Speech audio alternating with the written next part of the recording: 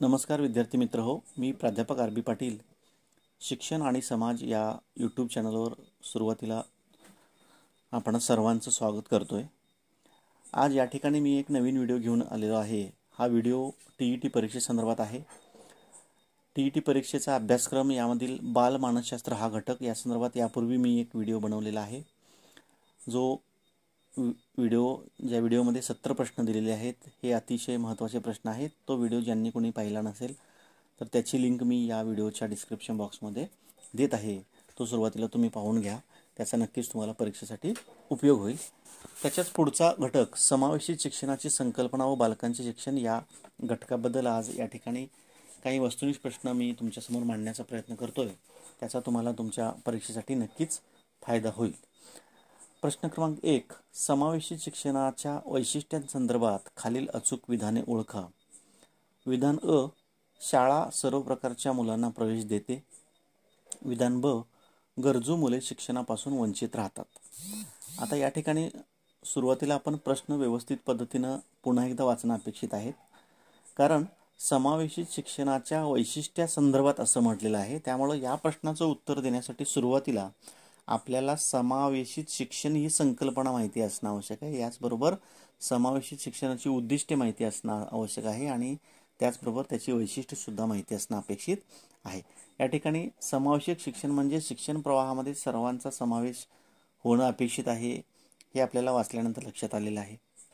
शिक्षणाच्या वेगवेगळ्या संधी वेगवेगळ्या मार्गांनी वेगवेगळ्या पद्धतींनी उपलब्ध करून देणे म्हणजे समावेशक शिक्षण, ही सुद्धा व्याख्या आपल्याला या ठिकाणी सांगता येईल। याच पद्धतीने सर्वांना सहभागी करून घेणारे शिक्षण म्हणजे समावेशक शिक्षण, हे सुद्धा आपल्याला या ठिकाणी म्हणता येईल। की समावेशक शिक्षणाच्या वैशिष्ट्यासंदर्भात जेव्हा प्रश्न आपल्याला विचारला जाईल तेव्हा त्या ठिकाणी सुरुवातीला आपल्याला वैशिष्ट्ये त्याची माहिती असणं अपेक्षित। आता या ठिकाणी बघा, पहिलं वैशिष्ट्य अ दिलेलं आहे, शाळा सर्व प्रकारच्या मुलांना प्रवेश देते। तर हे वैशिष्ट्य बरोबर आहे असं आपल्याला म्हणता येईल, कारण समावेशक शिक्षण म्हणजेच सर्वांना एकत्रित घेऊन दिलं जाणारं शिक्षण आणि शाळा सर्व प्रकारच्या मुलांना प्रवेश देते, हे नक्कीच या ठिकाणी बरोबर आहे विधान असं आपल्याला म्हणता येईल। याच पद्धतीने दुसरं विधान बघू, गरजू मुले शिक्षणापासून वंचित राहतात। आता या ठिकाणी हे जे विधान आहे हे विधान आपल्याला योग्य वाटत नाही, कारण गरजू मुले शिक्षणापासून वंचित सर्वसमावेशित किंवा समावेशित शिक्षणामध्ये राहतात असं आपल्याला म्हणता येणार नाही, कारण आपल्याला सामान्य मुलांच्या बरोबर जी विशेष मुलं आहेत किंवा सर्वांसाठी आपण शिक्षणाची संधी उपलब्ध करून दिलेली आहे। त्यामुळे गरजू मुलांना शिक्षणाची संधी या ठिकाणी मिळते हे विधान योग्य होऊ शकतं, परंतु या प्रश्नामध्ये गरजू मुले शिक्षणापासून वंचित राहतात असं विधान दिलेलं आहे। त्यामुळे हे 2 नंबरचं विधान आपलं चुकीचं आहे असं आपल्याला या ठिकाणी म्हणता येईल। याच्यावर आधारित पर्याय खाली दिलेले आहेत बघा। पर्याय 1 अ बरोबर, पर्याय 2 ब बरोबर, पर्याय 3 दोन्ही बरोबर, पर्याय 4 दोन्ही चूक। आता या ठिकाणी मग अशी मी तुम्हाला सांगितल्या पद्धतीनं अ पर्याय आपला बरोबर आहे आणि ब पर्याय हा चुकीचा आहे। त्यामुळं समावेशी शिक्षणाच्या वैशिष्ट्यासंदर्भात खालील अचूक विधाने ओळखा या प्रश्नाचं योग्य उत्तर आहे पर्याय क्रमांक 1, फक्त अ बरोबर। याच्यानंतरचा पुढचा प्रश्न आहे, सर्वप्रथम समावेशक शिक्षणाची संकल्पना टिंबटिंब साली मांडण्यात आली। 1990, 1991, 1998, 1997। योग्य उत्तर आहे पर्याय क्रमांक 1, 1990। प्रश्न क्रमांक 3, संयुक्त राष्ट्राने टिंबटिंब हे वर्ष आंतरराष्ट्रीय अपंग वर्ष म्हणून जाहीर केले। 1990, 1991, 1980, 1981। या ठिकाणी योग्य उत्तराचा पर्याय आहे पर्याय क्रमांक 4, 1981 हे वर्ष आंतरराष्ट्रीय अपंग वर्ष म्हणून संयुक्त राष्ट्राने जाहीर केलेले आहे। याच्यानंतरचा पुढचा प्रश्न आहे प्रश्न क्रमांक 4, RCI चे दीर्घरूप काय? पर्याय 1, रिहॅबिलिटेशन काउन्सिल ऑफ इंडिया। पर्याय क्रमांक 2, rehabilitation council committee of India. पर्याय क्रमांक 3, रिहॅबिलिटेशन काउन्सिल ऑफ इंडोनेशिया। पर्याय क्रमांक 4, रिहॅबिलिटेशन काउन्सिल ऑफ इंडियन। या ठिकाणी योग्य उत्तराचा पर्याय आहे रिहॅबिलिटेशन काउन्सिल ऑफ इंडिया। आता या प्रश्नाच्या माध्यमातून दुसरा प्रश्न कसा तयार होईल बघा, RCI ची स्थापना केव्हा झालेली आहे? आता या ठिकाणी 1986 हे सुद्धा उत्तर आपल्याला माहिती असणं अपेक्षित आहे। याच पद्धतीने या RCI ची नेमकी कोणती कार्य आहेत, RCI ची वैशिष्ट्ये कोणती आहेत, ही कशासाठी कार्य करते, या सगळ्या गोष्टी सुद्धा आपण वाचणे अपेक्षित आहे। याच्यानंतर प्रश्न क्रमांक 5, सर्वसमावेशक शिक्षणात कोणाची भूमिका महत्त्वाची ठरते? 1. पालक, 2. शिक्षक, 3. शासन, 4. वरील सर्व. आता या ठिकाणी सर्वसमावेशक शिक्षणामध्ये पालक जागृत असणे आवश्यक आहे, त्यामुळे पर्याय क्रमांक 1 सुद्धा बरोबर आहे.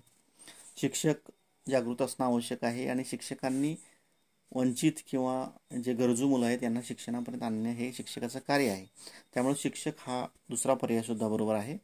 याच पद्धतीनं पर्याय क्रमांक 3 शासन. समावेशक शिक्षणामध्ये खऱ्या अर्थानं शासनाची भूमिका सुरुवातीला महत्त्वाची आहे, की शासनानं त्या पद्धतीच्या सोयी निर्माण करून देणं अपेक्षित आहेत. शिक्षकांनी पालकांच्यापर्यंत सर्व माहिती सांगणे अपेक्षित आहेत आणि पालकांनी सुद्धा आपल्या घरी जी गरजू किंवा जी अपंग मुले आहेत, कर्णबधिर मुले आहेत, अस्थिव्यंग मुले आहेत किंवा मतिमंद मुले आहेत किंवा अल्पदृष्टी मुले आहेत, दृष्टीहीन मुले आहेत, या सर्वांना शाळेच्या प्रवाहापर्यंत आणण्यासाठी सुरुवातीला पालकांनी सुद्धा कंपर्क असणं आवश्यक आहे. त्यामुळं या ठिकाणी पालक, शिक्षक आणि शासन हे तिन्ही पर्याय आपल्याला बरोबर आहेत असं म्हणता येईल. त्यामुळं सर्वसमावेशक शिक्षणामध्ये कोणाची भूमिका महत्त्वाची ठरते या प्रश्नाचं योग्य उत्तर होईल पर्याय क्रमांक 4 वरील सर्व.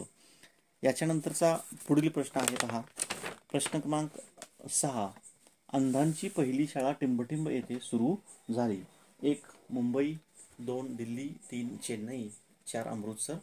योग्य उत्तराचा पर्याय आहे अंधांची पहिली शाळा अमृतसर या ठिकाणी सुरू झाली. पर्याय क्रमांक 4 बरोबर आहे.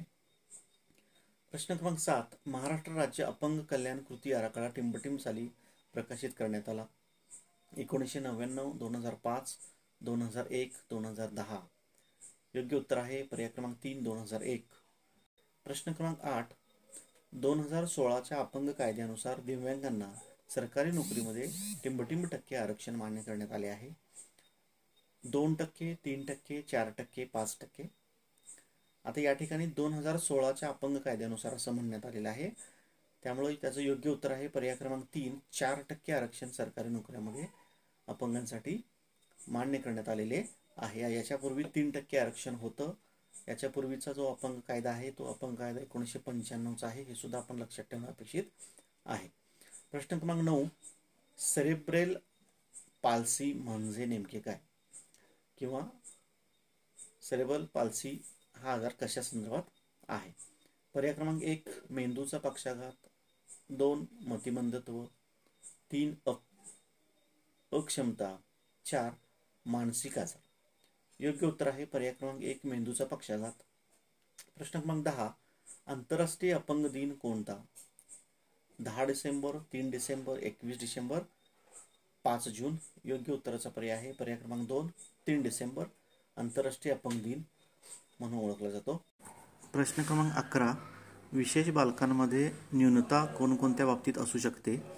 1 बौद्धिक व मानसिक, 2 भावनिक व शारीरिक, 3 बौद्धिक व शारीरिक, 4 वरील सर्व. योग्य उत्तर आहे पर्याय क्रमांक 4 वरील सर्व.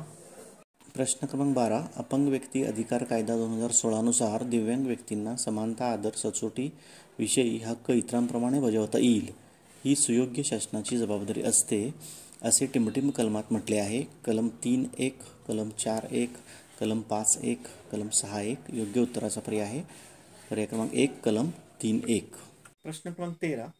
सर्व अपंग मुलांना सर्वसामान्य शाळेमध्ये सामावून घ्यावे असे टिंबटिंब आयोगाने सर्वप्रथम सुचवले. 1 कोठारी आयोग, 2 मुदलियार आयोग, 3 राधाकृष्ण आयोग, 4 विद्यापीठ आयोग.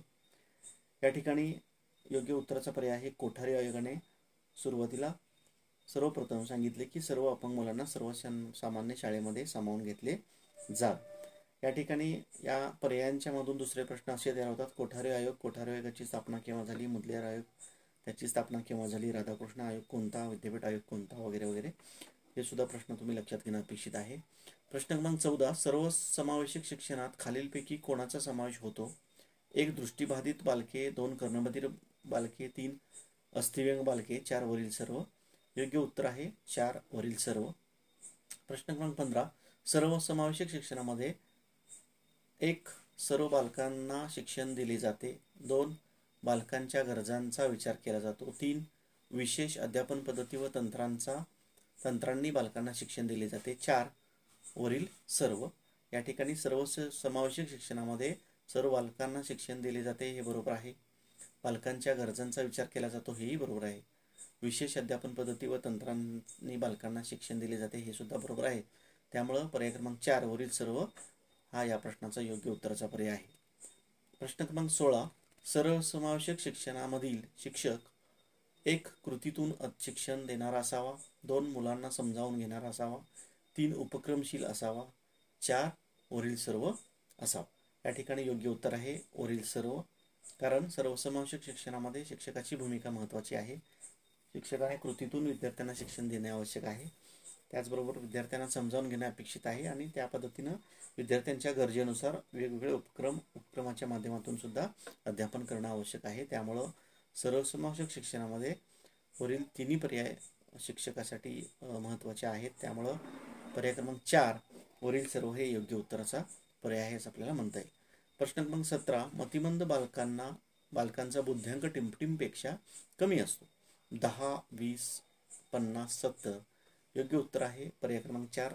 मतिमंद बालकांचा बुद्ध्यांक 70 पेक्षा कमी असतो. या ठिकाणी बुद्ध्यांक प्रतिभावान बालकांचा बुद्ध्यांक किती, सामान्य बालकांचा बुद्ध्यांक किती किंवा असामान्य बालकांचा बुद्ध्यांक किती, मतिमंद बालकांचा बुद्ध्यांक किती हे बुद्ध्यांकासंबंधात इतर प्रश्न सुद्धा तुम्हाला विचारले जाऊ शकतात. त्याचं सुद्धा वाचन तुम्ही करणं अपेक्षित आहे.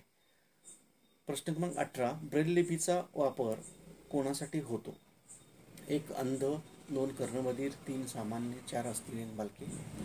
योग्य उत्तराचा पर्याय आहे ब्रेल लिपी ही अंधांशी संदर्भात असल्यामुळं पर्याय क्रमांक 1 अंध हे योग्य उत्तर आहे. प्रश्न क्रमांक 19. खालीलपैकी मतिमंदत्वाची लक्षणे कोणती. 1. पेन पेन्सिल धरता येत नाही, 2. समवयस्कांशी पटत नाही, 3. तोंडी प्रतिसाद योग्यरित्या देता येत नाही, 4. वरील सर्व. आता मतिमंद बालकांच्या मध्ये पहिल्या 3 पर्यायांमधील कोणतीही लक्षणे असू शकतात. त्यामुळे या ठिकाणी किंवा ती सर्व लक्षणे सुद्धा असू शकतात. त्यामुळे पर्याय क्रमांक 4 वरील सर्व हे योग्य उत्तर आहे असं आपल्याला म्हणता येईल. प्रश्न क्रमांक 20. अतितीव्र स्वरूपाच्या मतिमंदत्व असलेल्या मुलांचा बुद्ध्यांक टिंबटिंबपेक्षा कमी असतो. बघा मगाशी सुद्धा एक प्रश्न आपण बघितला बघा. मतिमंद बालकांचा बुद्ध्यांक किती असतो तर तो 70 पेक्षा कमी असतो. याच पद्धतीने अतितीव्र स्वरूपाच्या मतिमंद बालकांचा किंवा मुलांचा बुद्ध्यांक हा 20 पेक्षा कमी असतो. त्यामुळे या ठिकाणी योग्य उत्तराचा पर्याय आहे पर्याय क्रमांक 3 20. याच्यानंतरचा पुढचा प्रश्न आहे बघा. प्रश्न क्रमांक 21. डिस्लेक्सिया प्रकारात खालीलपैकी कोणता दोष आढळतो. 1. गणितीय दोष, 2. वाचन दोष, 3. लेखन दोष, 4. यापैकी नाही. योग्य उत्तर आहे पर्याय क्रमांक 2 वाचन दोष. प्रश्न क्रमांक 22. डिस्ग्राफिया प्रकारात खालीलपैकी कोणता दोष आढळतो. 1. गणितीय दोष, 2. वाचन दोष, 3. लेखन दोष, 4. यापैकी नाही. योग्य उत्तर आहे लेखन दोष पर्याय क्रमांक 3 बरोबर आहे. प्रश्न क्रमांक 23. डिस्कॅल्क्युलिया प्रकारात खालीलपैकी कोणता दोष आढळतो. 1. गणितीय दोष, 2. वाचन दोष, 3. लेखन दोष, 4. यापैकी नाही. योग्य उत्तराचा पर्याय आहे 1. गणितीय दोष.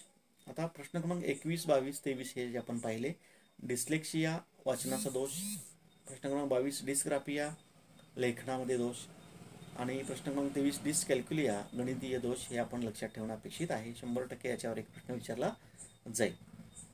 याच्यानंतरचा पुढचा प्रश्न आहे प्रश्न क्रमांक 24. वाचताना शब्द गाळणे किंवा वाढविणे हा टिमटिम दोष आहे. 1. डिस्लेक्सिया, डिस्ग्राफिया, डिस्कॅल्क्युलिया यापैकी नाही. योग्य उत्तर आहे डिस्लेक्सिया. प्रश्न क्रमांक 25. अध्ययन अक्षम बालकांना खालीलपैकी कोणते अडथळे येतात. यामध्ये अ.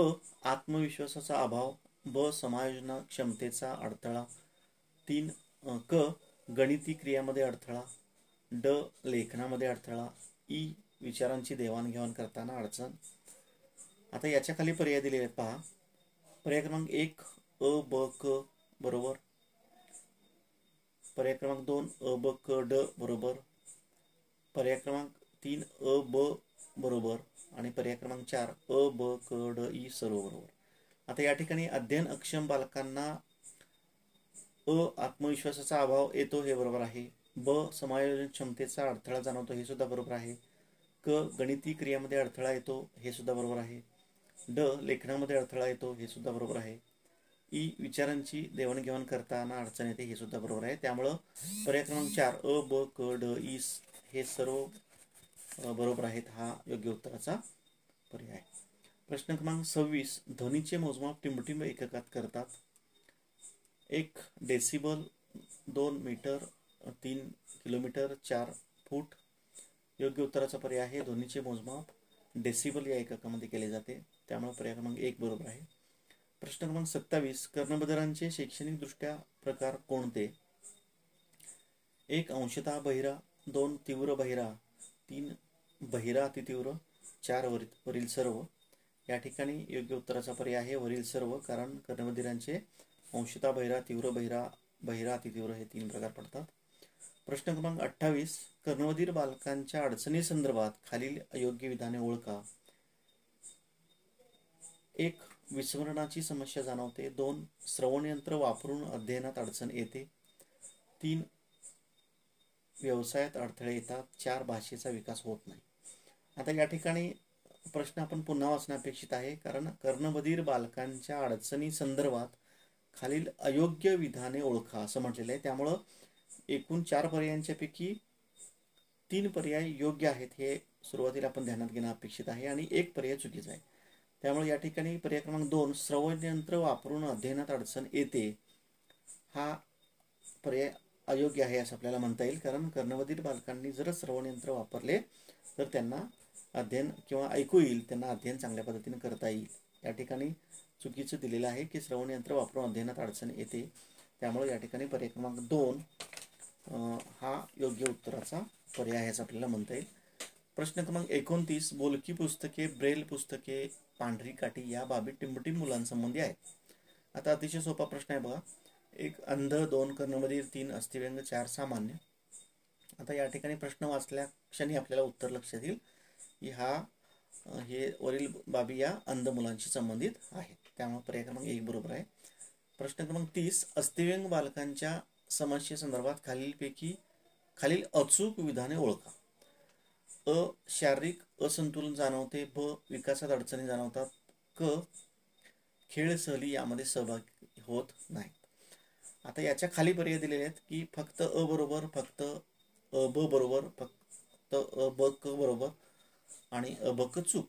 या ठिकाणी अस्थिव्यंग बालकांना शारीरिक असंतुलन जाणवते हे बरोबर आहे, विकासात अडचणी जाणवतात हे सुद्धा बरोबर आहे, खेळ सहली यामध्ये सहभाग घेताना त्यांना ते लवकर घेत नाहीत किंवा त्यामध्ये सुद्धा अडचणी त्यांना जाणवतात. त्यामुळे पर्याय क्रमांक क सुद्धा बरोबर आहे. त्यामुळे या ठिकाणी पर्याय क्रमांक 3 अ ब क हे तिन्ही बरोबर हा योग्य उत्तराचा पर्याय आहे. प्रश्न क्रमांक 31 मेंदूच्या पक्षाघाताबाबत खालील कारणे ओळखा. अ जन्मतः मूल न रडणे, ब बाळाच्या गळ्याभोवती नाळेचा वेढा पडणे, क कवटीचा आकार लहान असणे, ड वेळे अगोदर बाळाचा जन्म होणे, ई माथेला असणारे वेगवेगळे आजार. आता या ठिकाणी अ ब क ड ई ही 5 कारणे मेंदूच्या पक्षाघातासंदर्भात दिलेली आहेत. यातली योग्य कारणे आपल्याला ओळखायची आहेत. यामध्ये फक्त अ ब बरोबर, फक्त अ ब ई बरोबर, अ ब क ड ई सर्व बरोबर, अ ब क ड ई सर्व चूक. आता या ठिकाणी मेंदूच्या पक्षाघाताबाबत वरील सर्व कारणे बरोबर आहेत. त्यामुळे प्रश्न क्रमांक 31 योग्य उत्तर आहे पर्याय क्रमांक 3 अ ब क ड ई सर्व बरोबर. प्रश्न क्रमांक 32 स्वमग्न बालकांच्या लक्षणासंदर्भात खालील चुकीची विधाने ओळखा. आता या ठिकाणी स्वमग्न बालक म्हणजे नेमकं काय हे आपल्याला सुरुवातीला माहिती असणं आवश्यक आहे. त्यांची लक्षणं नेमकी कोणती असतात हे माहिती असणं आवश्यक आहे, तरच या प्रश्नाचं आपल्याला योग्य पद्धतीने उत्तर देता येईल. आता या ठिकाणी लक्षणे काय दिलेली आहेत बघा. अ खऱ्या धोक्याची पण भीती नसणे, ब असंबंध हसणे, क दिनक्रमात बदल होऊ देत नाहीत, ड नजरानजर टाळणे, ई मुलांमध्ये मिसळतात, फ सांगितलेले समजते. आता अ ब क ड ई फ ही विविध लक्षणे या ठिकाणी दिली आहेत. या लक्षणांच्या मधील चुकीची लक्षणे नेमकी कोणती आहेत हे आपल्याला शोधायचं आहे. पर्याय क्रमांक 1 अ ब, पर्याय क्रमांक 2 क ड, पर्याय क्रमांक 3 ड ई, पर्याय क्रमांक 4 ई फ. आता या ठिकाणी पर्याय क्रमांक 4 इफ हे योग्य उत्तराचा पर्याय असं आपल्याला म्हणता येईल. आता या ठिकाणी आपण परत एकदा पाहू की ई आणि फ मुलांमध्ये मिसळतात, हे या ठिकाणी चुकीचं आहे स्वमग्न बालकांच्या संदर्भात. कारण स्वमग्न बालके ही स्वतःमध्ये मग्न असतात, ती मुलांमध्ये मिसळत नाहीत. याच पद्धतीनं सांगितलेले समजते त्यांना, हे सुद्धा आपल्याला म्हणता येत नाही. त्यामुळे ई आणि फ हे या ठिकाणी योग्य उत्तराचा पर्याय आहे, कारण ही दोन विधाने चुकीची आहेत असं आपल्याला म्हणता येईल. याच्यानंतरचा पुढचा प्रश्न आहे प्रश्न क्रमांक 33. जागतिक अंध दिन कोणता? 15 सप्टेंबर, 15 ऑक्टोबर, 15 नोव्हेंबर, 15 डिसेंबर. योग्य उत्तर आहे पर्याय क्रमांक 2, 15 ऑक्टोबर. त्यानंतरचा पुढचा प्रश्न आहे प्रश्न क्रमांक 34. जागतिक कर्णबधिर दिन कोणता? 30 सप्टेंबर, 30 ऑक्टोबर, 30 नोव्हेंबर, 30 जानेवारी. योग्य उत्तर आहे पर्याय क्रमांक 1, 30 सप्टेंबर. प्रश्न क्रमांक 35. टिमटिम हा दिवस जागतिक आरोग्य दिन म्हणून साजरा केला जातो. 1, 7 एप्रिल, 2, 7 मे, 3, 7 जून, 4, 7 जुलै. योग्य उत्तर आहे 1, 7 एप्रिल. प्रश्न क्रमांक 36. अपंग आर्थिक व वित्त महामंडळ टिमटिम येथे आहे. पुणे, नाशिक, मुंबई, नागपूर. योग्य उत्तर आहे पर्याय क्रमांक 3, मुंबई. प्रश्न क्रमांक 37. दृष्टीदोषाचे प्रकार कोणते? 1, पूर्ण दृष्टीहीन, 2, अंशतः दृष्टी, 3 पर्याय 1 व पर्याय 2, 4 यापैकी नाही. योग्य उत्तराचा पर्याय आहे पर्याय क्रमांक 3, 1 व 2 दोन्ही. कारण दृष्टीदोषामध्ये पूर्ण दृष्टीहीन व अंशतः दृष्टी, अंशदृष्टी असं त्याला म्हटलं जातं. प्रश्न क्रमांक 38. मेंदू पक्षाघातामध्ये एका हात किंवा पायावर परिणाम झालेला असतो, याला टिमटिम म्हणतात. 1, मोनोप्लेजिया, 2 डिस्लेक्सिया, 3 हेमिप्लेजिया, 4 यापैकी नाही. योग्य उत्तराचा पर्याय आहे 1, मोनोप्लेजिया. प्रश्न क्रमांक 39. लुई ब्रेल जयंती टिमटिम दिवशी साजरी केली जाते. 1 जानेवारी, 2 जानेवारी, 3 जानेवारी, 4 जानेवारी. योग्य उत्तर आहे पर्याय क्रमांक 4 जानेवारी. प्रश्न क्रमांक 40. जागतिक पांढरी काठी दिन कोणता? 1, 15 ऑक्टोबर, 2, 15 नोव्हेंबर, 3, 15 डिसेंबर, 4, 15 जानेवारी. योग्य उत्तराचा पर्याय आहे 1, 15 ऑक्टोबर.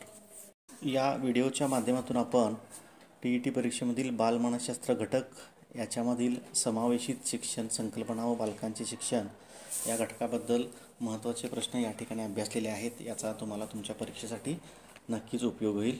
धन्यवाद.